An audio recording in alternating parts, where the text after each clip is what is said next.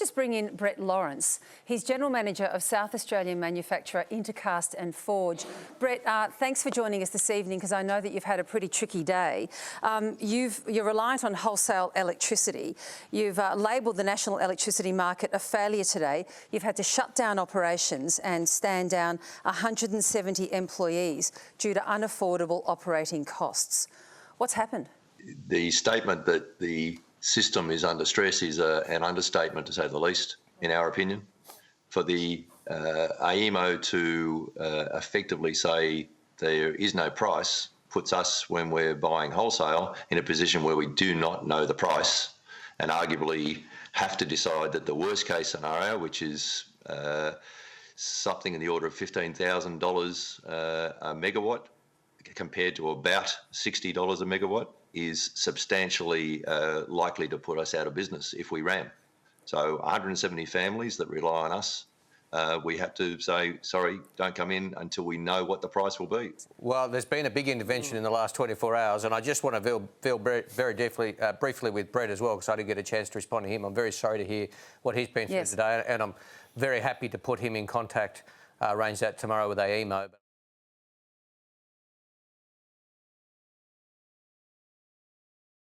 So what do you need from the energy market operator to get your business back online?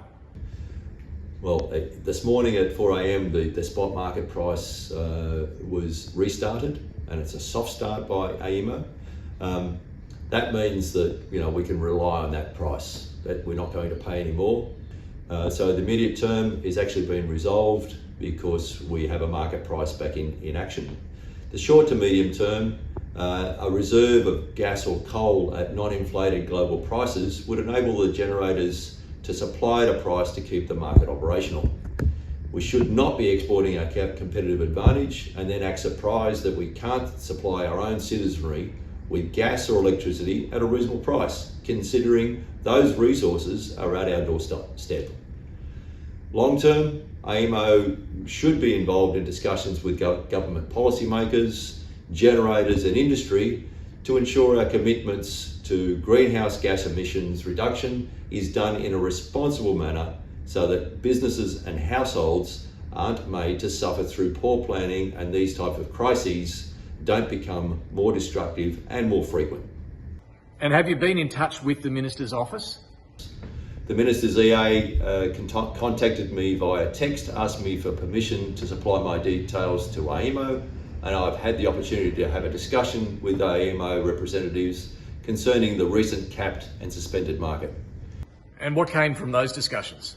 To date, nothing to address the inherent high costs in the market has come from the contact. We do appreciate, though, that we are not the sole priority of the Minister, but this is critical for our business and the foundry industry overall.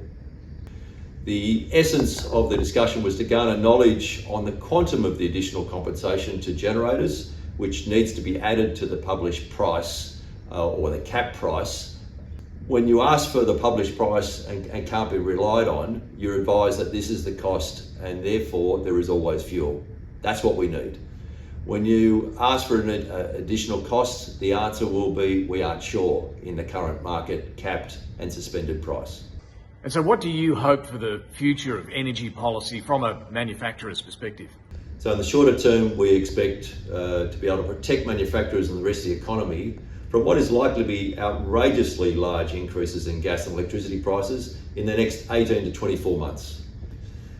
Long term, the transition to a far higher renewables base needs far better transition planning, giving insurance and drive. The key competitive advantage that our energy production should be offering us as a nation is consistency at a globally competitive price. Manufacturers in Australia are trade exposed in the export market, obviously, but unsurprisingly in the domestic market as well, due to the customer's ability and willingness to import rather than buy at a locally made price because it's too high.